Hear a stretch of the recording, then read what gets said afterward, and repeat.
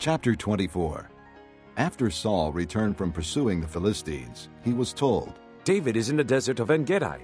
So Saul took 3,000 chosen men from all Israel and set out to look for David and his men near the crags of the wild goats. He came to the sheep pens along the way. A cave was there, and Saul went in to relieve himself. David and his men were far back in the cave. The men said, This is the day the Lord spoke of when he said to you, I will give your enemy into your hands for you to deal with as you wish. Then David crept up unnoticed and cut off a corner of Saul's robe. Afterward, David was conscience-stricken for having cut off a corner of his robe.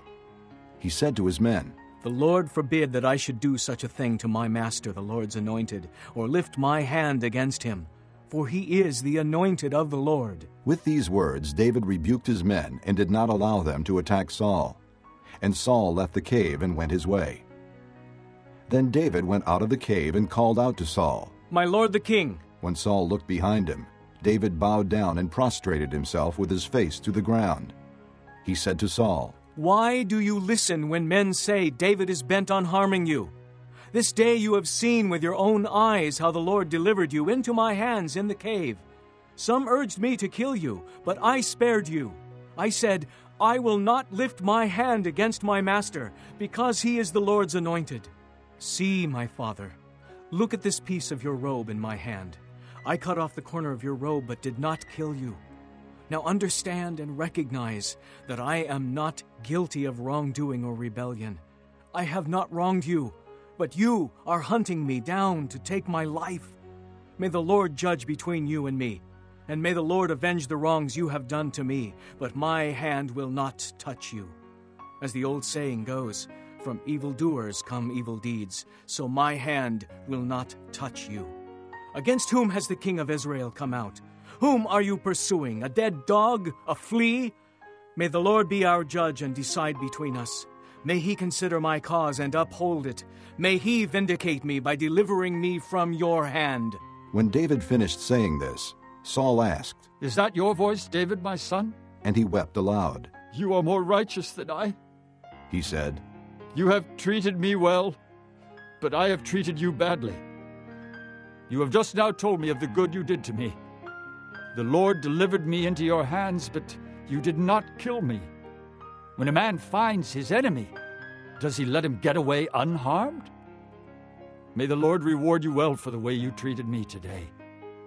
I know that you will surely be king, and that the kingdom of Israel will be established in your hands. Now swear to me by the Lord that you will not cut off my descendants or wipe out my name from my father's family. So David gave his oath to Saul. Then Saul returned home, but David and his men went up to the stronghold. Chapter 5. It is actually reported that there is sexual immorality among you, and of a kind that does not occur even among pagans. A man has his father's wife, and you are proud. Shouldn't you rather have been filled with grief and have put out of your fellowship the man who did this? Even though I am not physically present, I am with you in spirit, and I have already passed judgment on the one who did this, just as if I were present. When you are assembled in the name of our Lord Jesus, and I am with you in spirit, and the power of our Lord Jesus is present, hand this man over to Satan, so that the sinful nature may be destroyed, and his spirit saved on the day of the Lord. Your boasting is not good. Don't you know that a little yeast works through the whole batch of dough? Get rid of the old yeast, that you may be a new batch without yeast, as you really are. For Christ our Passover lamb has been sacrificed. Therefore let us keep the festival not with the old yeast, the yeast of malice and wickedness, but with bread without yeast, the bread of sincerity and truth. I have written you in my letter not to associate with sexually immoral people, not at all meaning the people of this world who are immoral, or the greedy and swindlers, or idolaters. In that case, you would have to leave this world. But now I am writing you that you must not associate with anyone who calls himself a brother, but is sexually immoral, or greedy, an idolater, or a slanderer, a drunkard or a swindler. With such a man, do not even eat. What business is it of mine to judge those outside the church? Are you not to judge those inside? God will judge those outside. Expel the wicked man from among you. Chapter 3. And he said to me, Son of man, eat what is before you. Eat this scroll. Then go and speak to the house of Israel. So I opened my mouth, and he gave me the scroll to eat. Then he said to me, Son of man, eat this scroll I am giving you, and fill your stomach with it. So I ate it, and it tasted as sweet as honey in my mouth. He then said to me, Son of man, go now to the house of Israel, and speak my words to them. You are not being sent to a people of obscure speech and difficult language, but to the house of Israel. Not to many peoples of obscure speech and difficult language whose words you cannot understand. Surely, if I had sent you to them, they would have listened to you. But the house of Israel is not willing to listen to you, because they are not willing to listen to me. For the whole house of Israel is hardened and obstinate. But I will make you as unyielding and hardened as they are. I will make your forehead like the hardest stone, harder than flint. Do not be afraid of them or terrified by them, though they are a rebellious house. And he said to me, Son of man, listen carefully, and take to heart all the words I speak to you. Go now to your countrymen in exile and speak to them. Say to them, This is what the sovereign Lord says, whether they listen or fail to listen. Then the Spirit lifted me up, and I heard behind me a loud, rumbling sound. May the glory of the Lord be praised in his dwelling place. The sound of the wings of the living creatures brushing against each other, and the sound of the wheels beside them, a loud, rumbling sound. The Spirit then lifted me up and took me away, and I went in bitterness and in the anger of my spirit with the strong hand of the Lord upon me. I came to the exiles who lived at Tel Aviv near the Kibar River, and there, where they were living, I sat among them for 7 days, overwhelmed. At the end of 7 days, the word of the Lord came to me. Son of man, I have made you a watchman for the house of Israel. So hear the word I speak, and give them warning from me.